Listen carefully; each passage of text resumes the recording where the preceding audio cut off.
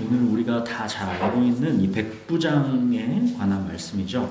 우리 본문을 같이 읽겠습니다.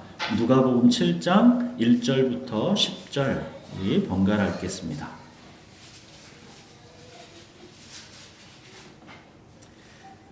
자, 찾으셨으면 예수께서 모든 말씀을 백성에게 들려주시기를 마치신 후에 가버나움으로 들어가시니라. 어떤 백부장이 사랑하는 종이 병들어 죽게 되었더니 예수의 소문을 듣고 유대인의 장로 몇 사람을 예수께 보내어 오셔서 그 종을 구해 주시기를 청한지라. 이에 그들이 예수께 나와 간절히 구하여 이르되 이 일을 하시는 것이 이 사람에게는 합당하니이다.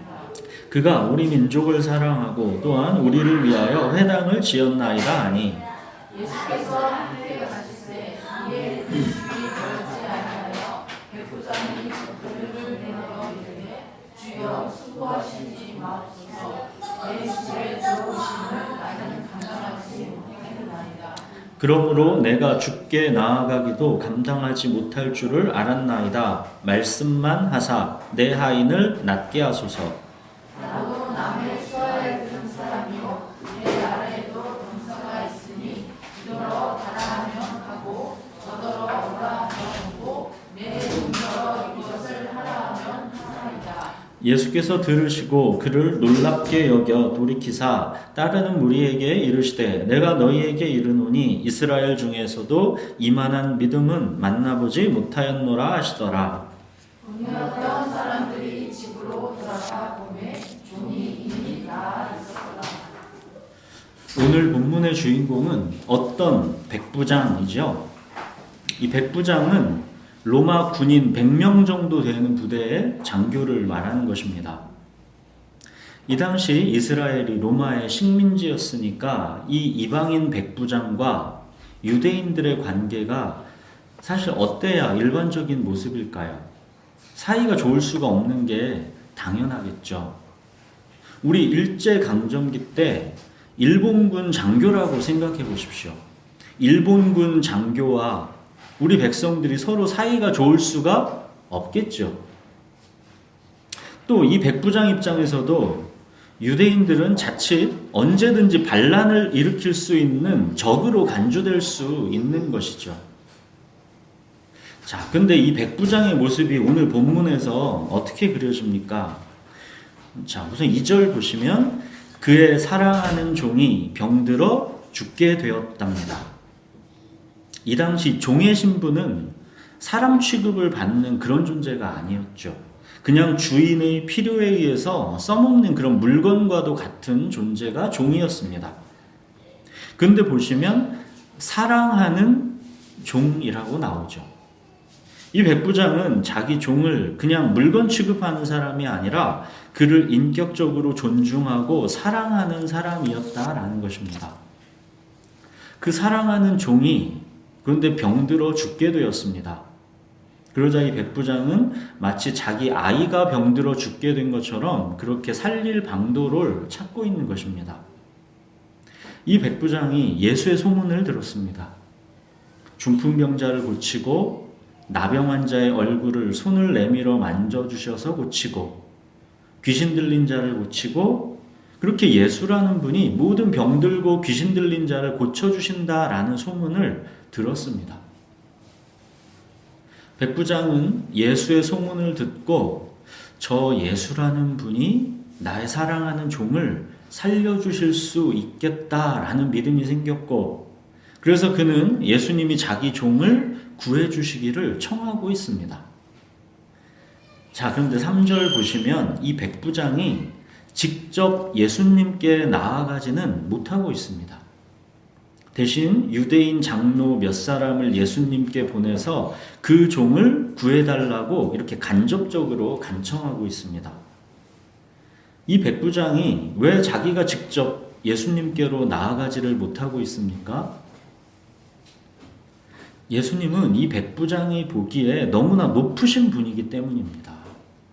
감히 자기가 나아가서 만날 수 있는 분이 아니라는 겁니다. 자기는 이방인인데 어찌 이방인인 자기가 유대인의 메시아께로 나아갈 수 있느냐는 것입니다. 그래서 백부장은 자기가 못 나가고 유대인 장로들을 몇 사람 보내는 겁니다. 4절, 5절 이제 보시면 유대인 장로들이 예수님께로 나와서 이제 간절히 구합니다. 이 일을 하시는 것이 이 사람에게는 합당합니다. 그가 우리 민족을 사랑하고 또한 우리를 위하여 회당을 지었나이다. 우리 일제강점기를 한번 생각해 보십시오. 일본군 장교와 마을 사람들이 이런 관계일 수가 있겠습니까? 이 이방인 백부장은 유대인들을 사랑했답니다. 또 그들에게는 너무나 소중한 회당을 지어줬답니다. 예배당을 지어줬다라는 것이죠. 이 백부장이라는 사람 보십시오. 자기 종을 아끼고 사랑하는 사람입니다. 그 종이 병들어 죽게 되니까 마치 자기 아이가 죽게 된 것처럼 어떻게 해서든지 살리고자 애를 태우는 사람입니다. 그리고 자기들이 지배하는 이 유대인들을 단지 힘과 권력으로 압제하는 것이 아니라 사랑했다 합니다. 그들을 위해서 회당까지도 지어졌다고 합니다. 우리가 지난주에 살펴본 하나님 백성의 윤리, 긍휼과 관대함, 사람을 불쌍히 여기고 관대하게 베풀어주는 사람이 되는 것, 이 하나님의 백성의 윤리를 이 이방인 백부장이 자기 삶의 방식으로 살아가고 있는 것입니다. 예수님도 이 이방인 백부장의 평판을 듣고 참으로 기특했을 것입니다. 6절 보십시오. 예수님께서 이 백부장의 간청을 들어주러 그의 집을 향하여 가시고 있습니다. 자, 이제 그런데 백부장이 사람을 보내서 예수님이 자기 집을 향하여 오시고 있는 그 길을 가로막습니다. 예수님이 고쳐주시기를 바라고 유대인 장로들을 통해 예수님을 초청해 놓고 막상 집에 거의 다 왔는데 이제 사람들을 다시 보내서 예수님이 자기 집에 오시는 것을 가로막고 있는 것입니다. 사람들을 통해서 백부장은 예수님께 어떤 말을 전합니까? 6절, 7절 보십시오. 주여 수고하시지 마옵소서. 내 집에 들어오심을 나는 감당하지 못하겠나이다. 뿐만 아니라 자기는 죽게 나아가기도 감당치 못한다 합니다. 6절, 7절 보시면 이 이방인 백부장이 예수님을 어떻게 부르고 있습니까? 주님이라고 부르고 있습니다. 단지 말뿐인 주여 주여가 아니라 이 백부장은 주님이라는 호칭이 무엇을 말하는지 정확히 아는 사람입니다. 누군가를 주님이라고 부를 때는 자기의 전 존재는 그에게 속해 있다라는 것을 인정한 것입니다. 그의 처분에 자기의 모든 게 달렸다라는 것을 아는 것입니다. 사랑하는 여러분, 우리가 주님이라고 부를 때 그 주님이라는 호칭은 백부장이 지금 부르고 있는 주님, 바로 이런 것입니다. 단지 입으로 주여 주여 할 수 있는 그런 호칭이 아닙니다. 주님이라고 우리가 부를 때는 그 앞에서 우리는 아무것도 고집하고 주장할 수 있는 게 없는 것입니다. 베드로도 예수님을 랍비라고 부르다가 깊은 곳에 가서 그물을 내리라 하시는 예수님 말씀대로 그물을 내렸다가 그물이 찢어질 만큼 고기가 잡히는 기적을 경험하고 나서 그때 예수님을 주님이라고 부르게 되지 않습니까? 그때 베드로가 주님이라고 부르고 가장 먼저 한 말이 뭐였습니까? 주여 나를 떠나소서, 나는 죄인이로소이다. 오늘 백부장 고백과 같은 것입니다. 주여 수고하시지 마옵소서. 내 집에 들어오심을 나는 감당하지 못하겠나이다. 그러므로 내가 죽게 나아가기도 감당하지 못할 줄을 알았나이다. 주여 나를 떠나소서. 나는 죄인이로소이다. 같은 것입니다. 주님이라는 호칭은 이런 것입니다. 주님께서 내 집에 들어오심도 내가 주께로 나아가기도 나는 감당하지 못하겠나이다. 자, 이 백부장의 고백과 정반대에 위치한 게 있죠. 나를 위하여 나를 인도할 신입니다. 하나님은 당연히 나를 위해야 하고 당연히 나의 행복을 위해 일해야 한다는 것입니다. 이거는 하나님과 나의 관계에서 나오는 깊은 친밀감이 아니라 내가 하나님을 알라딘 램프의 지니처럼 금송아지 취급하기 때문에 가능한 마음입니다.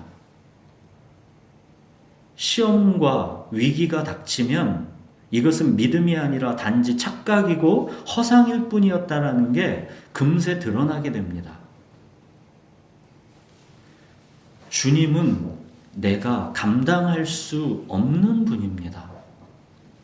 예수님의 옷자락 그 끄트머리를 두렵고 경외함으로 그렇게 만질 수밖에 없는 그만큼 크고 높으신 분이 주님이십니다. 주님께서 내 집에 들어오심도 내가 주님께로 나아가기도 나는 감당하지 못하겠나이다. 우리가 주님이라는 호칭을 쓸 때 그 주님은 이런 것입니다. 우리는 습관적으로 주여 주여 하는 것을 정말로 조심해야 합니다. 주님이라고 부를 때 그때는 정말로 우리 안에 깊은 경외감을 보여야 하는 것입니다. 주님은 우리가 감당할 수 있는 분이 아닙니다. 그냥 쉽고 가볍게 습관적으로 주여 주여 입술만으로 즐길 수 있는 분이 아닙니다. 백부장은 자기도 로마의 군인이기 때문에 특히나 이 주님이라는 호칭이 무엇을 의미하는지를 정확히 알고 있던 것입니다.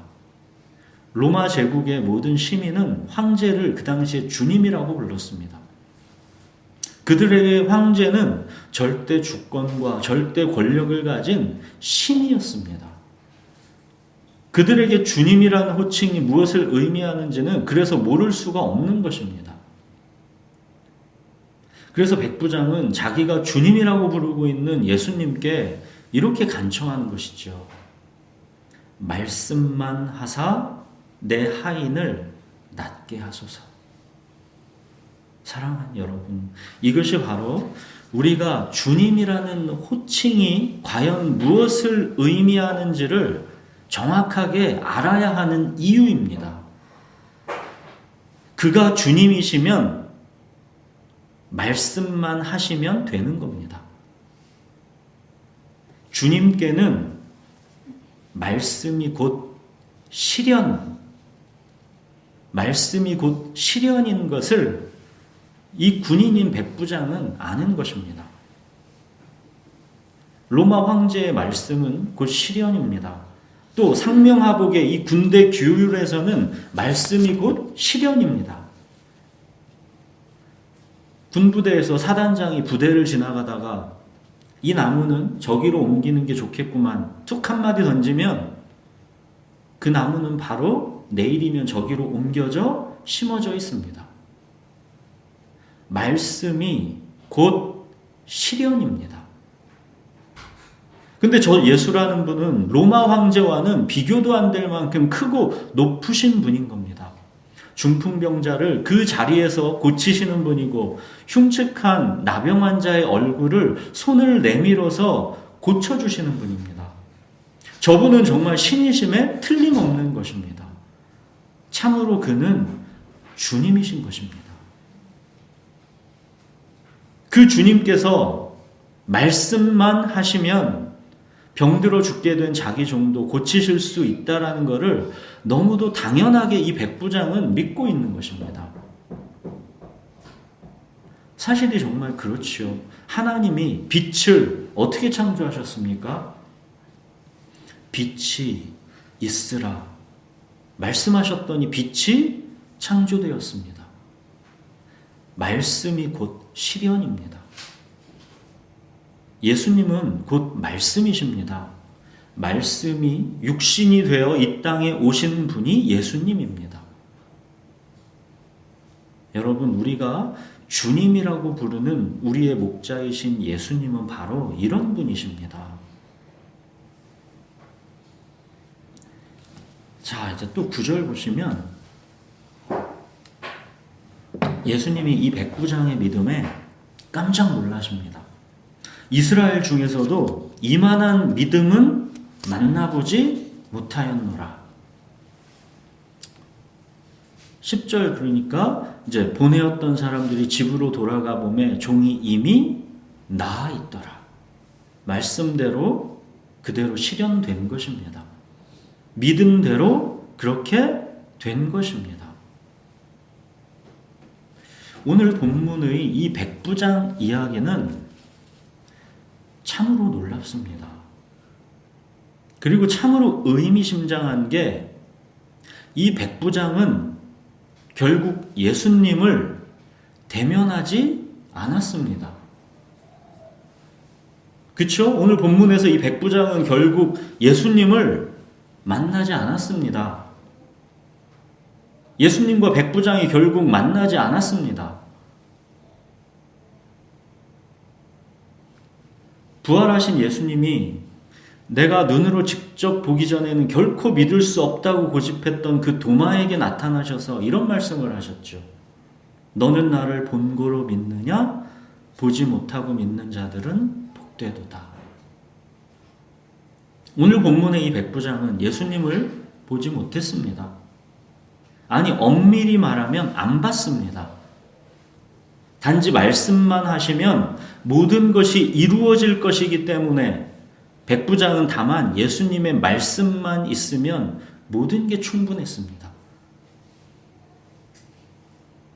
이와 반대로 예수님을 직접 눈으로 보고 만져보고 예수님이 병 고치고 귀신 쫓는 온갖 기적을 다 눈앞에서 보아놓고도 오늘 본문 이 1절에 이 가버나움이라는 곳, 이곳 나중에 어떤 책망을 듣습니까? 가버나움아, 네가 하늘에까지 높아지겠느냐? 음부에까지 낮아지리라. 내게 행한 모든 권능을 소돔에 행하였더라면 그 성이 오늘까지 있었으리라. 내가 너희에게 이르노니 심판날에 소돔 땅이 너보다 견디기 쉬우리라. 사랑하는 여러분, 믿음은 내가 눈으로 본 기적만큼 비례해서 생기는 것이 아닙니다. 믿음은 말씀을 들음에서 나는 것, 그게 믿음입니다. 그러므로 믿음은 들음에서 나며 들음은 그리스도의 말씀으로 말미암았느니라. 오늘 본문 3절을 보십시오. 예수의 소문을 듣고 백부장의 믿음이 여기서 나왔습니다. 이 말은 그냥 떠도는 풍문을 가볍게 흘러들었다라는 말이 아닙니다. 이 원문상으로 보면 예수에 대해서 진지하게 들었다라는 의미입니다. 여기서 듣고라는 동사의 원어적 의미는 경청하다, 이해하다, 깨닫다, 그런 의미입니다.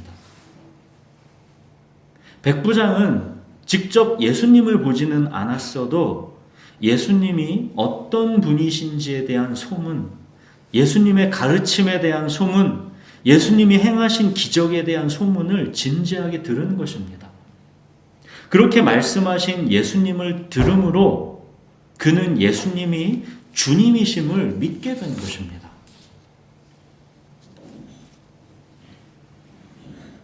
이제 이미 그는 예수님을 주님으로 믿고 있기 때문에 더 이상 예수님을 직접 자기 눈으로 보느냐 안 보느냐가 그렇게 중요한 문제가 아니었습니다. 이미 말씀만 하시면 모든 것이 이루어진다라는 걸 알았기 때문에 백부장에게는 말씀만 있으면 되었던 것입니다. 말씀이 곧 주님이심을 이 백부장은 알았던 것입니다. 여러분, 예수님이 누구십니까? 예수님은 말씀이 육신이 되어 이 땅에 오신 하나님의 아들이십니다. 백부장은 참으로 신기하게도 말씀이 곧 주님이심을 정확히 알았던 것입니다. 예수님도 크게 놀라게 된 이 백부장의 믿음, 유대인도 아닌 이방인 백부장이 갖게 된 이 믿음, 이 믿음은 말씀을 들음에서 나는 것이고, 또한 이 믿음은 하나님이 그 택하신 자에게 주시는 선물입니다. 우리는 하나님께 많은 걸 구하기도 하고, 우리 인생에서 선물로 받고 싶은 것도 많고 그렇죠. 그런데 저는 정말로 구하고 받고 싶은 선물, 저는 이게 이 백부장의 믿음입니다. 보지 않고도 믿는 믿음. 예수님이 뭘 더 설명할 필요가 없는 믿음. 말씀이 곧 실현이다라는 것을 아는 믿음. 저는 이 믿음을 선물로 받고 싶습니다. 구하라, 찾으라, 두드리라. 저는 이 믿음을 갖기를 구하고 찾고 두드리고 싶습니다. 이 믿음은 바로 말씀을 들음에서 나는 것이기 때문에 우리가 그래서 그토록 말씀을 사모하는 것입니다. 이 믿음은 말씀에서 나기 때문입니다. 오늘 본문에서의 이 백부장의 고백은 정말 너무나 감동적이죠. 주여 수고하시지 마옵소서. 내 집에 들어오심을 나는 감당하지 못하겠나이다. 내가 죽게 나아가기를 감당하지 못하겠나이다. 말씀만 하사 내 하인을 낫게 하소서. 말씀만 하사. 어쩜 이렇게도 멋있는 믿음이 있습니까? 여러분, 가만히 이 백부장의 믿음의 고백, 그 핵심에 뭐가 있는지를 한번 보십시오. 이 백부장의 믿음의 고백에 그 중심, 그 핵심에 뭐가 있는지. 크고 높으신 주님 앞에서의 나의 가난입니다. 주님은 결코 내가 만만하게 주여 주여 입에 달고 부를 수 있는 분이 아닌 것입니다. 그 크고 높으신 주님 앞에서 나는 주님께 나아가기도 감당치 못할 죄인이며, 그 거룩하신 주님께서 내 안으로 들어오신다라는 것 또한 나는 감당치 못한다라는 것, 나는 감당치 못합니다. 이게 바로 가난입니다. 내가 주님을 감당할 수 있다라고 착각하는 한, 그러는 한 우리는 주님을 경험하지 못합니다. 그래서 예수님이 그러시는 겁니다. 가난한 자가 복이 있나니 천국이 저희 것이다. 백부장의 가난이 천국을 얻었습니다. 나는 주님 앞에서 아무것도 주장할 수 없다는 백부장의 그 가난한 마음이 그로 하여금 예수님께는 모든 것이 가능하다라는 믿음을 갖게 한 것입니다. 내가 가난해야 주님께는 모든 것이 가능하다라는 믿음이 가져지는 것입니다. 나의 가난의 정도와 내가 하나님 나라를 누리는 정도는 이게 정확하게 비례하는 것입니다. 가난한 자는 복이 있나니 하나님 나라가 너희 것이다. 주님 앞에서는 자기는 아무것도 주장할 수 없다는 그 가난한 마음이 주님은 나의 목자시니 내게 부족함이 없도다. 이걸 누리게 하는 것입니다. 가난한 마음, 상하고 통회하는 마음, 그 마음의 그 밑바닥으로 우리가 떨어질 때 주님은 나의 목자시니 내게 부족함이 없도다. 이게 누려지는 것입니다. 나를 위하여 나를 인도할 신으로 하나님을 취급하면 주는 나의 목자시니 내게 부족함이 없도다. 이게 누려지지 않습니다. 주님이 어떤 호칭인지를 모르는 사람은 목자이신 주님으로 인해 내가 부족함이 없다라는 것을 온전히 누릴 수가 없는 것입니다. 그리고 이 주님이 진정 어떤 분인지를 믿는 믿음이 있는 자에게는 주님은 그때부터는 그 사람에게 아무것도 설명할 필요가 없는 것입니다. 우리 사람 관계에서도 이 이상 깊은 관계가 어디 있습니까? 저 사람에게는 뭘 더 설명할 필요가 없는 사람. 우리 믿음이 약할 때는 어때요? 우리가 계속 설명을 요구하죠. 이건 왜 이런지, 저건 왜 저런지, 왜 나는 지금 이런 처지에 있는지, 내 생각과 상식에 맞지 않는 상황에 대해 우리는 끊임없이 불평하고 주님께 설명을 요구합니다. 애굽에서 나와서 홍해를 건너게 하셨으면 곧바로 약속의 땅 가나안이 내 눈앞에서 펼쳐져야지 왜 먹을 것도 마실 것도 없는 이 광야에서 헤매게 하시는가? 하나님이 우리 중에 계신가 안 계신가? 계속 우리는 끊임없이 하나님을 시험하고 설명을 요구하게 되는 것입니다. 이렇게 설명을 요구하고 불평하기도 하다가 때로는 또 정반대로 죄책감에 빠져서 헤매는 그런 날들도 있습니다. 주님의 사랑을 믿지 못해서 불안해하고 허우적대는 것입니다. 사람이 사랑을 믿지 못하면 어둠과 조급함과 불안 속에서 길을 잃고 헤매는 것입니다. 이렇게 사는 건 아닌데 하면서도 그냥 물속으로 빠져드는 사람처럼 어둠 속으로 계속 헤매게 되는 것입니다. 우리가 매일매일 이렇듯 우리의 밑바닥을 얼마나 자주 확인합니까? 주님의 전능하심을 믿지 못해 우리가 설명을 요구하고 불평하는 것이고, 주님의 사랑을 믿지 못해서 우리는 또한 죄책감에 빠져서 외면받고 버림받은 느낌으로 허우적대는 것입니다. 사랑하는 여러분, 우리 목자이신 주님의 전능하심과 사랑하심을 굳건하게 믿으십시오. 주님이 이것저것을 일일이 설명할 필요가 없는 사람, 그냥 주님이 묵묵히 충성을 요구해도 될 사람, 그런 믿음의 사람으로 성장하십시오. 공중의 새들이 와서 깃들 만큼 그 풍성한 사람으로 그렇게 성장하십시오. 여러분, 설명할 필요가 없는 사람이 되십시오. 여러분, 이 믿음은 말씀을 들음에서 납니다. 말씀이 곧 살아계신 하나님이심을, 주님의 말씀은 곧 실현임을 믿으십시오. 주님 수고하지 마십시오. 말씀만 하십시오. 오늘의 이 백부장처럼 설명할 필요가 없는 사람으로 믿음이 성장해가는 저와 여러분이 되시기 바랍니다. 그리고 주님은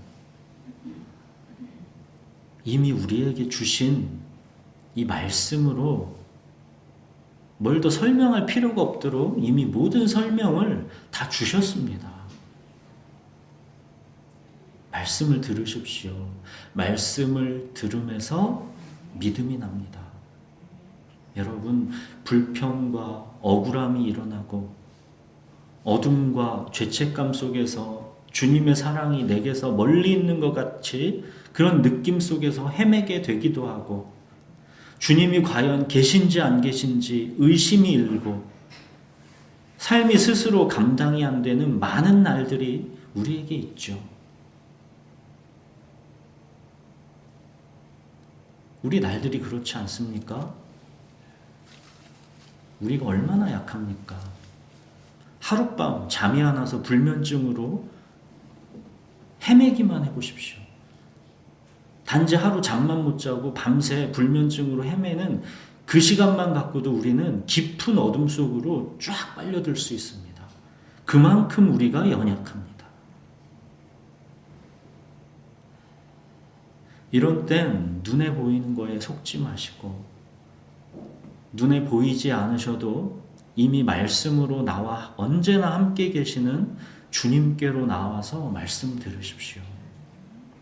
내 생각과 느낌을 뒤로하고 말씀과 기도로 의지적으로 나오십시오. 말씀을 듣고 기도로 나아갈 때 우리 영혼은 다시 생기를 찾게 됩니다.